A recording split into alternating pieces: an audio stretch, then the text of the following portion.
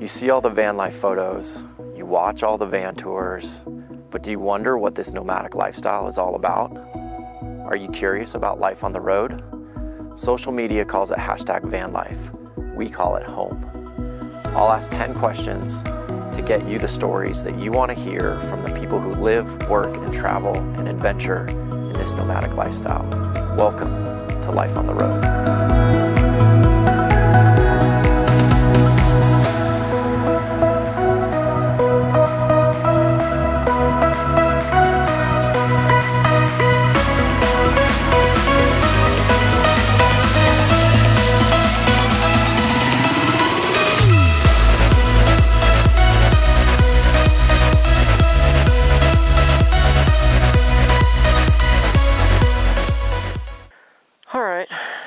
Version 2, part 2. Version 2. Yeah, exactly. Welcome to another episode of Life on the Road, where I ask 10 questions to get you the stories that you want to hear from her life on the road. Welcome, Sierra. Thank you. Happy Yes. to be here. Full disclosure, we are doing this for a second time based on my lack of technology or, some skill. But anyway, we are reshooting this and we're going to have another great conversation. Of course. Exactly. As we always start the show, tell us your name, where you're from, and how long you have been living on the road. Yeah, my name is Sierra, and this is my dog, Snow. I am from Seattle. That's where I was living when I left in September of 2020 to be on the road full time. So a little over 2 years I've been on the road. 2 years. And where would you consider home besides the road? I mean, I guess Washington State-ish. That's where I know the most people. Yeah. So, and my family's there. Yeah. So, yeah. Washington State's home. Okay. Yeah. I like it. Okay, time to learn a little bit about your life on the road. Right. Question 1. What was the beginning moment, cause, or inspiration to live your life on the road? Yeah, so I had actually been thinking about it for like 10 years. I always considered it and thought it would be pretty cool. I have a unique background growing up to where I'm very familiar with being in the backcountry and simple living and tiny living and all that. Okay. But for whatever reason, I just didn't do it. And then when the pandemic hit, I hated being in the city. Everything that I loved about the city, which wasn't a lot, but the few things that were there just hit me. I'd already been working remote for about 3.5 years prior to the pandemic. Okay. And I didn't have a reason not to try it. So I just decided to... That was your moment. And that was my moment. That was your opportunity. Yeah. Well, and I lived in Seattle as well, so I completely understand the shutting down of the city. I mean, they shut everything down. Yeah. It was awful. Pretty hard. Yeah. I mean, the things that you love about Seattle and the things that you want to do in Seattle, they were taken away from everybody. Yep. And so it makes sense that was, maybe the opportunity for you. Yeah. Okay, question 2. What has been your experience with other nomadic travelers while living your life on the road? Yeah, it's been fabulous. I feel very lucky to have met so many incredible people, and I feel like I'm a pretty adaptable person, and if you put all my friends in a room, they'd probably end up killing each other at some point. Okay.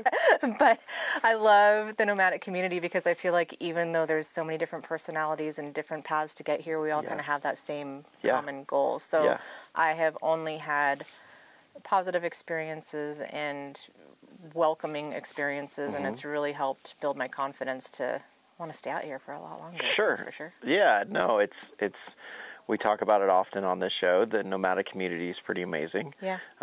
You do find that you have that base level commonality with many people just in terms of how you live. Yeah. So you oftentimes kind of skip by, the surface level stuff and dive right, deep into more meaningful things. And I feel like you build bonds very, very quickly. You do. Out here on the road. Definitely. We're at a small van meetup here. We did Thanks Vanning here a few days ago, which was quite wonderful. Wonderful. The Good Vibes Collective is a great group to get involved with. But have you been to other van meetups? Or? A few, yeah. I'm the typical introvert on the road. I don't people very well. It takes a lot of energy for me to be around a lot of people, and it's very overwhelming. But I have been to a few larger gatherings, which is terrifying and fun at the same time. And a few smaller ones, which has been great. Like this is, what is it, like 30 people here? Yeah, there wasn't even maybe. 30. I don't Not think even that. It's like been, 20. This is like perfect. Yeah, This is my jam. I can handle this for a few days. I'm good. Yeah, and I mean, again, there's many types of gatherings that you can go to. I mean, obviously, as large as Descend on Bend, and as small as a small Good Vibes Collective event. So there are definitely events for everybody. But I will say there's a very common theme: big event, small event. It's all that kind of. The nomadic community, you get like-minded folks that you have so much in common with, and it's really a great way to meet friends. And, absolutely, I've never regretted it, and like even when it's stressful and I'm overwhelmed and trying to run around and just see things. And there's always ends up being at least one or two people that I meet, even if they're not nomadic. They're still like, they're interested in it, or they have questions, or they're just like curious about things, and then I still have connections from all of them. It's exactly. And you stay in touch, and you go away, and you come back, and your paths will cross again. And absolutely. It's a fun life to experience. This community is quite amazing. Question number 3, what has been your biggest failure and your biggest triumph while living your life on the road? Oh, man. Yeah, this was a hard one. I don't want to say, like, I haven't failed, because I don't think I'm that great, but I don't feel like I've failed at anything big, but I'm also a firm believer in failure just being a learning experience. Of course, I think my biggest regret, I will use instead of failure, is the failure to engage in more people on the road, as in like going to those big gatherings. Big gatherings. I've now learned to just like get myself in the mental space, hype myself up, and be like, okay, I'm going to go rally for 2 hours and shake hands or high five, whatever it is, you know. Just meet people. Just meet people, and then go back, because I have gone to the first few gatherings and just kind of stayed in my van, and I was overwhelmed, and I didn't know many people, and I regretted not spending more time with people there. And that's, fair. I mean, it's something that not everybody wants to do. Introvert, extrovert, it's kind of, obviously everybody's very different. So, and this community will grant you the space that you need. If you do want to go to these events and hang in your van the whole time, everyone's going to be okay with that. So, but it is a great way to meet other people. So yes, finding that quote unquote courage and, ability to go and meet other folks, it's a great way to make friends. Yes, for sure. It definitely is. And I think the best thing, honestly, about these gatherings, large or small, is that come as you are. And if you need time to go hide in your van for a day or whatever rig you have, work, or even leave, whatever. Nobody cares. Nobody asks questions. They all respect it. And they will look forward to when you return or when you come out of your van. It's not a big wonderful deal. Okay, and then your biggest triumph while living on the road. Oh man, just do it. Which is so cliche, right? Just getting here, just doing it, right? Just starting or just staying on the road. Yeah, I mean, just learning, like, I'm out here by myself, and I did all the research myself, like, we all did research on our own, but I think there's some people that maybe they tried it out, or they knew someone else that had done it, and I didn't. It's just having the courage to try something and just knowing, like, what's the worst that'll happen is I won't like it, and it won't work out, and then I'll go do something else. Right. And I'm very proud of myself for just that. Okay, so honestly, like just starting and then staying with it and learning along the way. Yes. Okay. Being open-minded to all the things. Yeah, because there are all the things. There are so a lot many things when it comes to this lifestyle, Yeah. and it's maybe something that's not understood is that there is a lot that goes into living like this. Finding locations to sleep, finding places to go. Yeah. Dealing with food, dealing with water, dealing with waste. It's stressful. Yeah, sometimes it can be very stressful. And I think, again, I think it's important, and it's why I've created the show, is more or less to help others get more information about what it's really like to live on the road. Because it's not all pretty photos and beautiful Not locations. all rainbows and kittens. It's not all rainbows and There's kittens. a lot of rainbows and kittens here. Yeah. There's a rainbow on the bus right there and kittens over there. It's beautiful. and we're in a gorgeous setting in Yeah. Sedona, which is amazing. But at the same time, there comes a lot of work and a lot of anxiety and stress living this lifestyle. So it makes sense. Did you start your life on the road as a single person? And what is it like living on the road as a single person? Oh, so you already know that I started out. Oh, spoiler alert. Spoiler alert. Yes, I learned a little information prior to our interview. Yes, it's fine. Well, I'm taken by this boy here. He is the love of my life. He's amazing. Yeah, he's much calmer this time too in the sunshine. Yes. It's that big walk we just went on. Yes. Yeah, so I started out single. I've been single for a while. It's probably going to stay that way. Yeah, I feel like being nomadic and just like, for me, just the concept of dating or even any interest in that while you're on the road is just like not even worth the effort at this point. Like if you meet someone cool, but there's a list, like especially for someone like me, like they got to be pretty dang cool. Like you got to top this. Like you got to be better than this boy. Yep. So pretty much if you can just do your own laundry and with all his, kidding. Yeah, and traveling by myself, I love it. Yeah. I grew up an only child. I was homeschooled. Okay. I've been alone a lot in my life, so I've become probably a little too comfortable with it. Okay.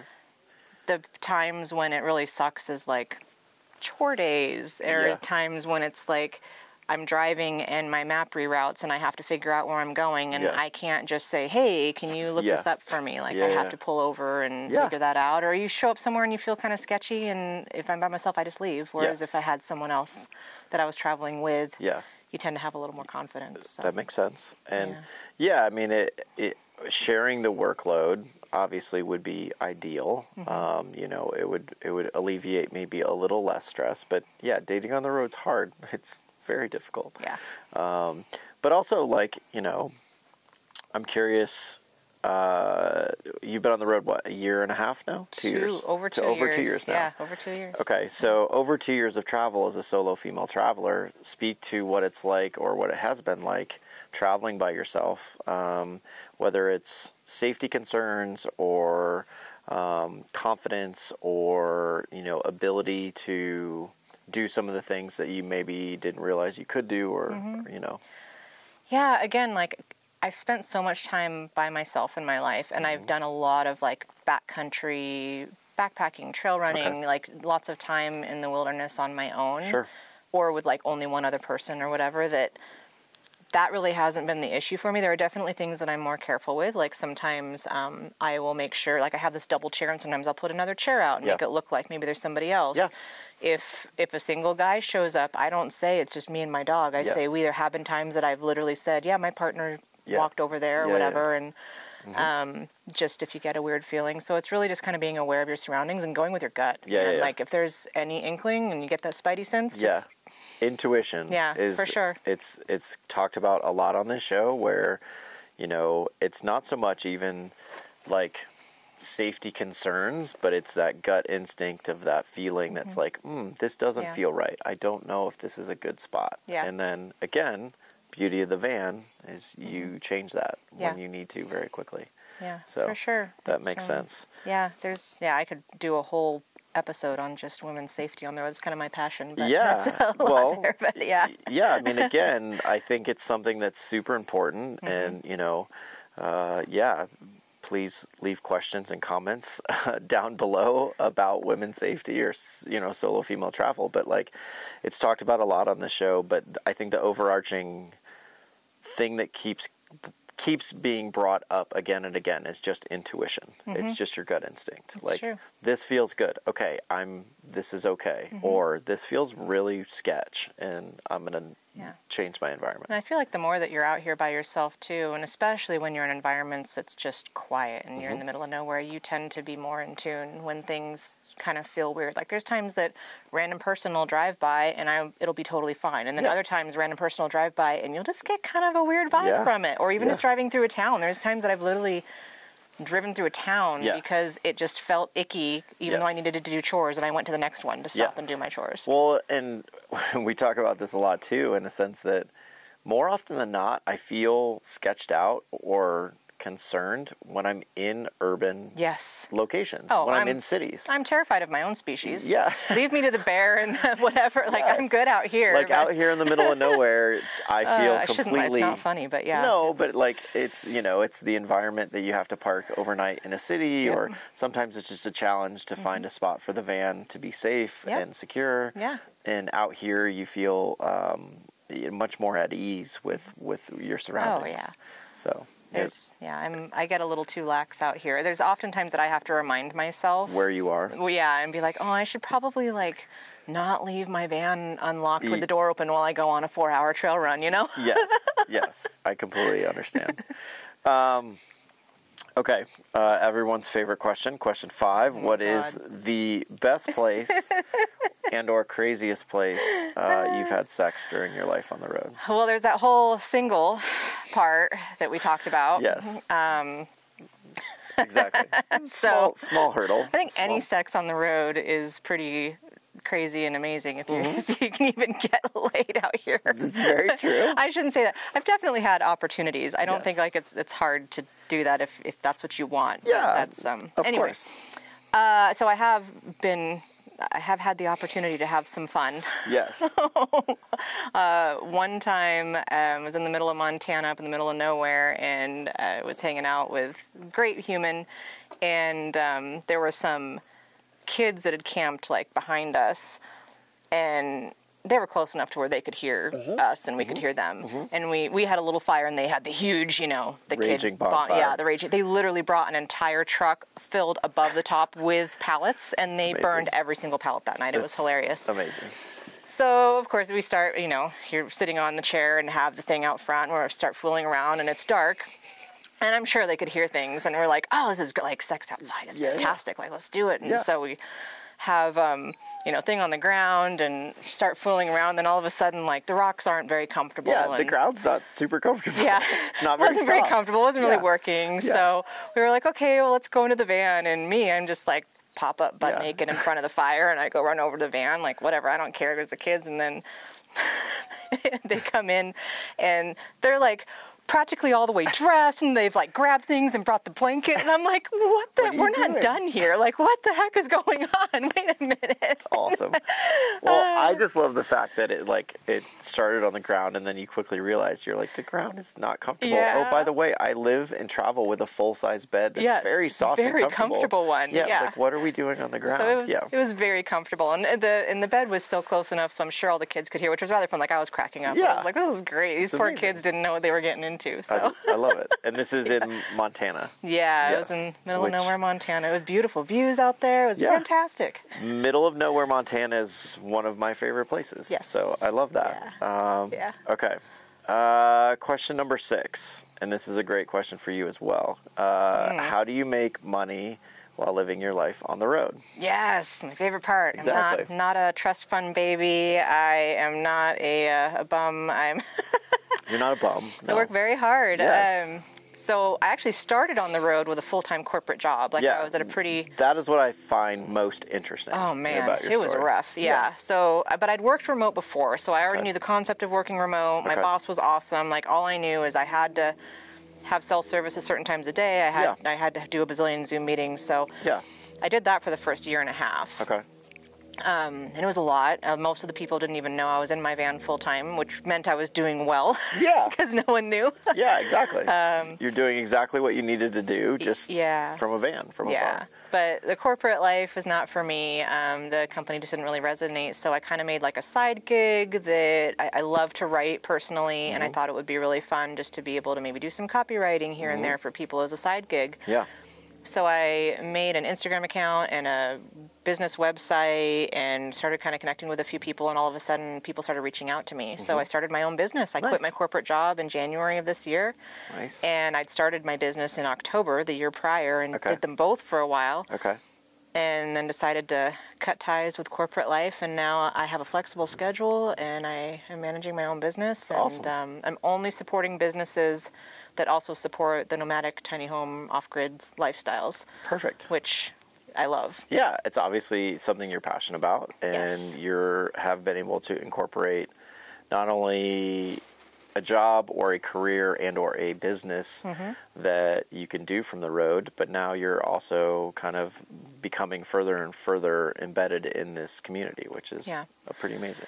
Well, and another great part that I'm really excited about for this coming year is that I've been working with some other nomadic entrepreneurs, and so for work that I haven't been able to do, or if I'm not, either I don't have the time or I don't have the experience, I've been subbing work out and flipping work to other nomads that also work like this. So if a client asks me if I can do something, but I know someone that does and I can't, then I just flip them the work, and it's been incredible. So I'm kind of hoping to have like a little network of nomads that can help support, and I do the overseeing and making sure it all works. But speak to like when you started, because you know, again, it's an opportunity for maybe somebody that's thinking about nomadic life. They're living or working in a corporate job, and they're questioning whether or not I can do my corporate job and maybe go full-time on the road. And obviously it seems like you did that. It just takes a lot of planning. And you have to understand how cell service versus internet wired in versus whatever works. Now that we have Starlink, that's a game changer. I did not have Starlink when I had my corporate job. Which would have been really nice to have. Of course. But you made it work with just cell signals, which is pretty amazing as well. Yes, it was really expensive, but because of all the different cards that I had to have. I mean, the main thing what I hear from people that work remotely, even when the pandemic hit and people didn't work remote and then they had to, is they really struggled with not having the structure and just having the self-discipline to be able to do that, which I am also terrible at. And I think that's the thing that you'd have to really think about is, can you, one, make sure you have the connectivity, you have to plan ahead, always have a plan B. If you get somewhere there's no service, you have to move. In a year and a half, I only had to do that twice. Wow, that's impressive. And which was amazing. And then, are you really going to be able to manage your time to meet the needs of your client, your job, whatever your requirements are? And that's a big part of it. I don't think people realize is like, you know, working remotely, it's a lot of like making time for not only yourself, but the stuff you have to accomplish, like from a professional standpoint. So it's hard because everyone has a different schedule out here. And I think that's been my biggest learning curve with my business is learning how to manage my time. And then like even getting to this gathering, like I got here and I was like, oh, I have some work to do, I'll be able to finish that up. And then the first night there's a fire outside with friends and I'm like, but I want to go to the fire. So then the next morning I literally was tunnel vision, kept the shades up on my van. I'm like, I have to work. And sometimes you have to do that. Like sometimes there's nothing you can do but, you know, sit in your van and grind because it's what you have to do, which is completely acceptable. And but you can do a corporate life or work for a large company and do it from the road. You know, now with Starlink, the advent of Starlink, obviously it's something that we all talk about now often, and it's a huge part of nomadic life. Like it is almost becoming essential, especially if you work from the road or if you have a full-time remote job. It's really almost necessary. Well, it's funny. I've heard a lot of people be like, oh, well, that's just a luxury and you don't need it. But there's so many out here that have full-time jobs, multiple full-time jobs that work. Like, I mean, even yourself, how many jobs do you have if you were to put on those hats? 3 or 4 companies. So it's necessary, and it's just how we live. Exactly. Okay, number 7 is, what is your vehicle, who built it, and why did you choose it to experience a life on the road? My van is a 2017 Dodge Promaster 2500. Okay. It's just the 159 wheelbase. I will not get another Promaster. Bless its heart, it's gotten me some miles, but it's also really depleted some savings. one Promaster van owner, and then never again. It seems to be Promasters have a rough history. I think it just really depends on the build. I mean, everyone who knows a Promaster knows the issues, like transmission issues. There's a ton of issues with them. It's just silly, but people like them for the builds because of the shape. They're easy to build out. They're bigger. They have the most space. So they have the most interior volume of any of the 3 Ford Sprinter. But you know what? I'm a little person, so my next van just doesn't need to be that big, even though I love it. Okay. So yes, that is the van. I did not build it. I bought it from someone who built it out for himself and lived lived in it while he was building it with his dog, and Okay. then he decided to refinish it and sell it. Okay. I stumbled upon the YouTube video of Jared's. Jared. Yeah. Jared Tausche, shout out Jared. Yeah, Jared Tausche's van tour of this. It was like someone shared a reel of a reel of a reel. Like, I don't even know how many layers there were, but I'm sure Jared has the most clicks on that YouTube video from my IP address in my apartment in Seattle than anywhere else. It's awesome. And I fell in love because of the woodwork in it. My father's a woodworker, carpenter. I grew up seeing really amazing quality woodwork. Right. And it's funny, I actually had a childhood friend see the van for the first time recently, and he's like, "Oh yeah, your dad helped you build this, huh?" And you're I'm like, I wish. "Oh yeah, I wish, but no." Yeah. So I fell in love with the van, and I was looking at other vans and builds, and I didn't think it was going to work out for me to get this van, because I had to get a loan and all that, and it's hard to get loans on vans that are already built and all that.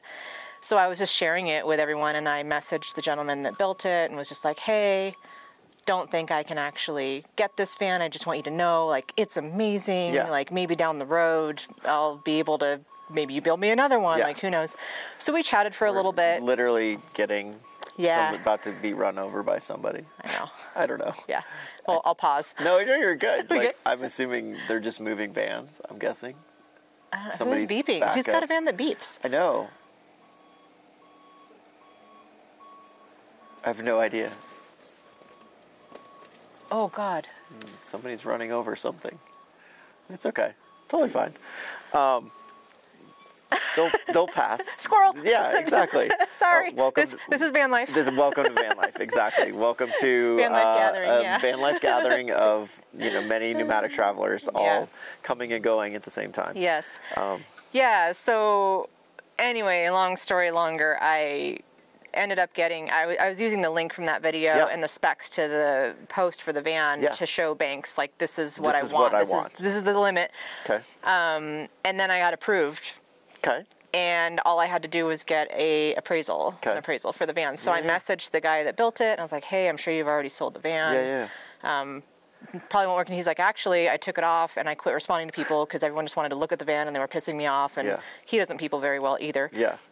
And he's like, "I can wait a few weeks. If I'm willing to work with you, and I'd rather the van go to someone that appreciates it." I mean, it sounds like a match made in heaven. Yes. But you and him were kind of kindred spirits to begin with. We were, But then also, like, again, trying to buy a van in 2019, 2020, 2021 was next to impossible. And so the sheer fact that you not only fell in love with a van, you fell in love with a van that was exactly what you wanted, and then you were able to reach out to that person and buy that van. It's crazy. It's truly, truly crazy. Yes. It's like, that story is kind of unheard of, in a sense that, like, so many people struggle to get everything vans. aligned. The van ended up being in Bend, Oregon. I didn't even know where this van was located at the time, so I totally assumed when I messaged the guy that it was like halfway across the country. Yeah, because I saw his Instagram, and it was like, he'd done, of course, all the national parks, and he was from the East Coast and all that. And I was like, "Oh, he's probably like in New York or something, whatever." And then he's like, "Oh yeah, I'm in Bend." I was like, "Wait," and I was in Seattle. He drove halfway when I did the appraisal. Amazing. When we met in Troutdale, and he did that, and then it was still like no guarantees. The bank still got to say yes, and they did. So fantastic. Yeah. So when did you purchase the van? 2019? July of 2020. 2020. Yeah, okay. It was a pandemic baby. Okay. Yeah. I hate that, but it really is. It was my trigger. A lot of people, that is what was their start into van life. So it kind of, is what it is. Okay, question number 8. What is your best bathroom, number 1 or number 2 story from your life on the road? Is there a bathroom in the van? Yes, so I have a cassette toilet, one of those Thetford ones that you put the chemicals in the water, and you actually have to dump it into a dump station. And most people, I think I've only met one other person that uses it like I do, but most people, if they have those, they only use it to pee in, and they just dump it out somewhere, which is fine. Yes, because cassette toilets are notoriously not very good. Yeah, I haven't had issues. Yeah, I made it work. Have had no issues. Yeah, well, one, I'm very passionate about not leaving waste in the backcountry. Yes. And, where we're at now, you can't dig a hole here deep enough. Even if you go 6 to 8 inches, it's still not deep enough. Right. Bacteria stays in the ground for over 2 years. It stays for years. It's just not good. And people I have some very dear friends that are adamant about like, oh, well, we've been pooping in the woods for, you know, hundreds of years. It's like, yeah, but we were also eating food that was local to that area at that time. Yeah. Yeah. We didn't have chemicals and medications and everything in our body. Anyway, it's a whole nother story. Yeah. So I initially was like, oh, I'm not going to need the toilet either, because I grew up in the mountains, and I mean, I'd be out on my horses, and you just jump off your horse and go to the bathroom. And, no big deal. And then, I changed my mind real quick, and that mind changer was the first time I tried to dig a hole and ended up digging up somebody else's pit. So nice. That was disgusting, and I was like, I think I'm going to try this whole, I tried the whole bag thing that people do. Yeah. And that honestly grosses me out more than it's fair. The toilet. Like, fair. It's completely fair. And I have the option. Like, I have backup options. So, yes, I have that toilet, and I use it, and I just dump it about once a week. Yep. And I don't have any issues. I go to a dump station. I've never had anything. And like, the cassette toilet is primarily used for number 2 only. Yes. That's what I use it for. If I was to pee in that thing, it would fill up in a day. It's the smallest one they make. It's a 2.5 gallon one. Cassette toilets I only use it for number 2, which nobody, when I tell people that, they're just like, number 1 only. You hear that? I was floored when you said that. Everyone is like, yeah, I cannot believe this. Even in people's vans, when they have like the nice big ones, like the fancier ones, they're always like, oh, it's number 1 only. And I'm like, why? Like, because then where do you number 2? Absolutely amazing. And honestly, like, again, the cassette toilet, it's great because it's really small and really compact and easily can fit in vans. Yeah. But usually 99% of the time is only used for number 1. And you are 100% the exception to that rule. Yeah, I've heard that before. A few things, it's just fine. I'm proud of it. It's I get it completely. It's not my toilet. Like, I want a composting toilet, but the thing that's funny about this van is I wanted this van. I wanted the woodwork in it. It was beautiful. Yep. So like whatever came with it, I was like, cool, it comes with a toilet, whatever, I don't even need it. And then I was like, yeah, I'll use that. So and then I pee in a Nalgene. Yeah. Easy, dump it out anywhere. People think it's tea. True. No big deal. No big deal. Yeah. I get it completely. Or like when you're in the middle of nowhere, you can just squat outside. That's easy. But if at a gathering, I'm not going to be squatting behind people's vans unless it's dark out. Yes. I get it completely. Okay. Yes, number 2 with the I think that I don't really have like a crazy story. I mean, you have to learn. Dumping those are not easy. The cassette toilets sometimes they can be no fun. Yeah, I mean, I just want to like preface that for everybody. I've heard just horror stories of like the cassette toilets. Yeah, I haven't had an issue. I mean, that's been the easy part for me. The harder part was learning how much pee can go in an Nalgene. Because if that starts to get to overflow, you're just like, oh god, wait. Well, that might be your best moment. Yeah, that's what I'm trying to do. Overflowing. Oh yeah, that happened once, and I learned quickly, and that's why I literally had to run out of the van because you're. Oh no, it was just, I think it was laundry day anyway, so it was like, whatever, I'm just gonna wash the rug and like. Amazing. It's what happens. I mean, you've got, I've cleaned up some crazy stuff in my life, so my own urine is probably not that awful. It's not fun by any means, but it's. Of course. Okay. Now nobody's ever going to want to be in my van. They're like, oh my god. Oh my god, there's pee everywhere in our van. I'm not going in our van. All the time. I love it. We all pee in our vans. It is what it is. Describe the happiest and hardest moment of your life on the road. Yeah. Happiest, I would say, honestly, is just those moments where I've been out here. Like, an example is the first year I was out in 2020, which now this is my 3rd year in Sedona for Thanksgiving. Okay. I was here the first year for Thanksgiving. Nice. And I'd finished up a work call. I went on a run. I was like, just found some cow trail, and I was like running. I think I ended up being out for like 10 miles or something. Nice. And I ended up on this plateau where you can see the rocks and the views, and it was just gorgeous. And I just started crying. I was just like, I am here. I'm living my dream. This is incredible. Yeah. I've been on like scenic drives where I didn't know I was going on a scenic drive, and all of a sudden you're there and you start crying. It's so beautiful. Yeah, you find these amazing places, and because, again, you feel that like breath of gratitude because of the environments that we get to go to. And it's not beyond you when you get to these places and you just you immerse yourself in them and you feel that kind of just wash over you. Yeah. I so many nights I'm even just like watching the stars, and it's like a Tuesday night, and I'm like, how many other people are driving through traffic right now? Yeah. And stressed and Exactly. unhappy and don't get to experience this. It's just. And we talk about it a lot on this show in a sense that there are a lot of high highs, a lot of low lows. Yes. That gets said all the time. And there are tons of stress and anxiety that comes with living in this lifestyle. But it's getting to these places that we get to camp out and spend time at and enjoy this Mother Nature that we live in and these places, these incredible places that we get to see and experience. And it's not that it makes it all worth it. No, but it's why we do what we do, you know, and it's pretty amazing. So that makes perfect sense that that's the happiest. What's your hardest moment of living your life on the road? Yeah, I think as much as I love being alone, there are definitely the moments where like you've been parked up with friends for a few weeks and then everyone drives away and you're by yourself and you have that like, oh, I'm by myself sad. again. When am I going to see my friends again? But you always end up seeing them again. You know, like it's kind of like this little roller coaster, or you find the perfect spot, and you know you have to leave because you know the park ranger saw you, the forest ranger saw you, and you're like, okay, I'm going to leave, and then you're like, why would I leave? And you get to the next spot, and then you're like, oh my god, this is the best place ever. I never have to leave, and it's like this whole thing. So, yeah, and even it's never been that sad. There's just definitely some of those roller coaster moments of just like, I'm lonely. I don't have a next plan.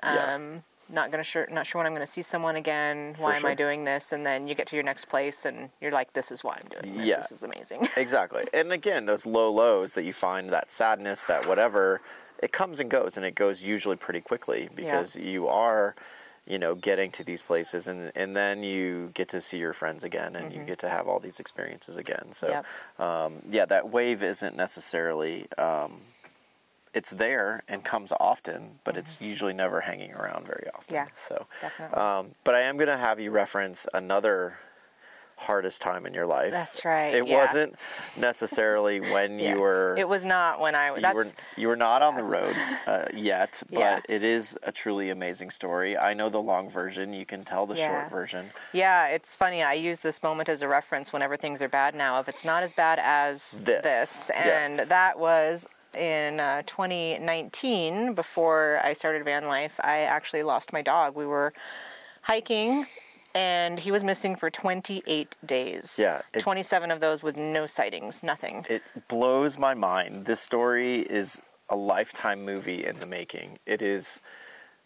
I don't know. It's incredible, the fact that, you know, you lost snow on this trail and then literally didn't see nor hear from him for 27 days. And then on day 28, there was a sighting and you guys were reunited. Like, it's an absolutely crazy, incredible story.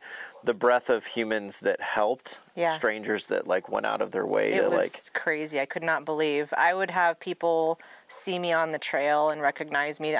It's going to make me cry again. Like, I remember one time there was a trail runner, and she came running down the hill, and I was hiking up with my friend just in despair. And she's like, oh, are you Sierra? And I just looked at her, and she just opened her arms and threw her arms around me, and she goes, oh, honey, I'm so sorry. I changed my plans, and I'm now running this trail twice a week just to help look for your dog. Just like I could not believe it. There were so many people that came out and helped look, that put up signs for me, that took them down when he was missing. There was like a whole army of people ripping down lost dog signs when I got him back. And unbelievable. Absolutely incredible. Well, I mean, it's truly an incredible story, but then also, to your point, I think it's one of those things now that gives you that reminder of like, this isn't that hard, or I don't feel that bad. Because I was depressed for that. That was the worst month of my life, which sounds melodramatic, but it truly was. There's no closure. He was literally my best friend. He was just a puppy. I'd only had him for 6 months at the time. And I mean, not knowing, I wasn't able to function. It was awful. I can't imagine. And the story's absolutely incredible. So, I'm glad you told that. So thank you. Last question. In your own words, how would you define or describe #vanlife? And then give one piece of advice for someone wanting to live a life on the road. Well, let's start with the giving someone advice part. Okay. It's easy. Or not easy, but... Well, I feel like everyone out here is just going to be like, just do it, right?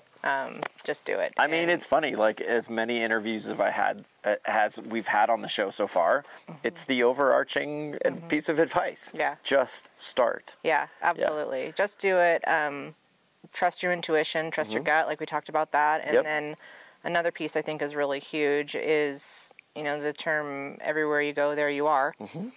A lot of people come out here and they start this thinking that they're going to fix something in their life and they're like running away from something or they're going to find themselves or whatever. And if you have a short-term plan and you need time by yourself and go out, take a couple of months, 3 months, whatever, and then go back, that's great. But I've seen so many people come out here and then they're still miserable and then they give up and it's like, well, you're still going to be with yourself. Yeah, we come with you. We chat about that a lot on the show in a sense that like the problems that you have prior to van life are still going to be present when you start van life. Okay. Sorry, it's the knocking. He's okay. He's allowed to knock on the door. It's okay. Nice. It's called manners. It's just a friend. He's just a friend. He's a good watchdog. Yeah, exactly. Yeah. It makes perfect sense, you know, and it's one of those things where and Chris, who just knocked on this door and interrupted our nice conversation, we chatted about it the other day, and it was like, you know, the people that should get involved in van life are the ones that are really excited about the opportunity. Yes. They're really excited about coming on the road. They really want to have that experience. If you have some doubts or if you have some, I'm not quite ready yet, my life isn't quite in the right position or time, just wait. Be patient. Yeah. Like wait for that moment when you're ready, and then when you're ready, go. Yeah. Just go. But, well, and it depends on the reasons. Like for myself, like I could have gone a lot sooner. Yeah. But I didn't. Yeah. So it like if I was waiting for myself to be a certain way, then absolutely wait and get yourself squared away because you spend a lot of time by yourself out here. Yes. Like even if you're around people all the time, you still like, especially in the winter, man. Yep. It's dark at 4:30. Yeah. Like what are you gonna do? Yeah, you're not being out. You're not out in nature and on hikes and in beautiful places at 5 o'clock at night in wintertime. And but if they're, you're just not. Oh yeah, no. But if it's a matter of where, no, come here, he sees his friend. Friends everywhere. Yeah, I know. Friends but if it's a matter of where, like, for me, I feel like I've waited too long. Yeah. Because I was worried about the job and the thing, and I already worked remote. Like, I literally had no reason. Yeah, you had no reason not to start at that point, you know. And that's also a good time. Like, that's the moment where in your life where you're like, I'm ready. Like, everything in my life is lined up to do this. Now I just need to start. Yeah. So I like that piece of advice for sure. And then hashtag van life. Yes. Hashtag van life. Yes. It kind of makes me want to puke. I'm sorry, but it kind of, and again, it's why I asked the question. It's 100% a loaded question. No. It is, you know, it's really, you know, what our reality is living this lifestyle versus what is portrayed on Instagram. Yeah. You know. Yes, I think it's getting better. I feel like van life was glamorized. I feel very lucky because of my background. I knew it wasn't going to be easy and it wasn't glamorized and it wasn't all rainbows and kittens, right? Yeah. So even though I was looking at all the YouTube videos and all the Instagram accounts and I was like, oh, so pretty. Yeah, I knew it was going to be hard. Yeah. But it gets really frustrating when all it is, you know, asses hanging out of the backs of vans and clickbait and stuff just to get people to do it. Yeah. And also I think there's a lot of perception of like, okay, if you're living this lifestyle, hashtag van life means you have to have like a beat up van that you converted yourself, which is absolutely fine. Or you have to have no job, which is also absolutely fine. But then there's people like yourself, who's professional. You don't have a DIY van. I mean, you designed it, but my van, someone else built it. It's like, There isn't, nor should there be a, you know, a definitive way to do this lifestyle. No one judges you for living in cities. And, exactly. I mean, well, I shouldn't say that. People judge all the time. Yeah. But out here, I feel like there's such a gamut of different builds, different backgrounds, you know, different individuals. And that's what makes this community great. Yep. But a lot of people see the things on Instagram and go, oh, like they only just see the beautiful views and, you know, that type of thing. And it's not necessarily real life. I say it is real life because those photos are real. They exist. We go to those places. We spend time in those environments.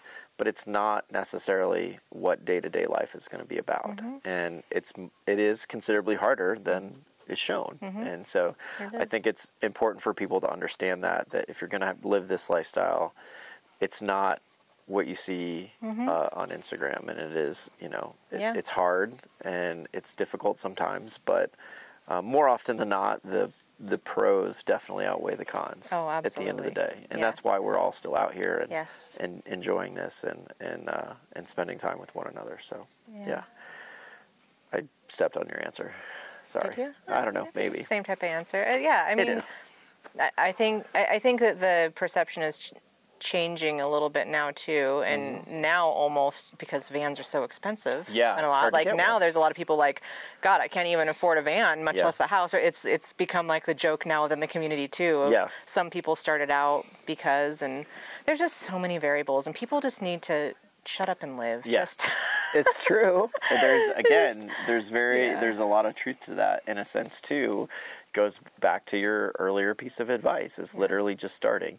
You know, start with what you can afford, stay within your means, and do it in your style. Like, you know, truly do it in a way that represents who you are. Exactly. And you're the one that's going to be in that van for so many hours by yourself. Exactly. Yeah, you better enjoy it. You better like it. But at the same time, it's also the community will embrace you no matter what, because you're out here like all of us. Absolutely. And that's, you know, maybe as long as you don't run generators after 10.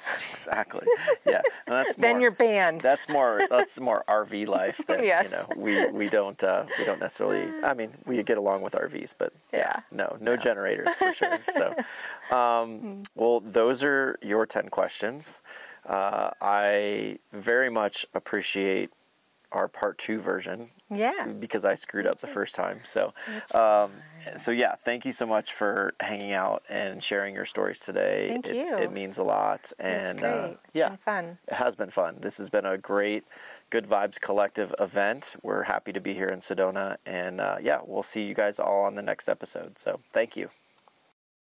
I barely slid it in there. You're fine. Barely touched it. Like it's good. Like I can see it on the front screen, which is actually quite helpful. Okay. That was good. I appreciate it. It always the overarching. This is probably shut off. It's fine, because that's the one that's going to get me chewing on my lip the whole time, because I forgot chapstick, and I'm like, oh my God, my lips are chapped.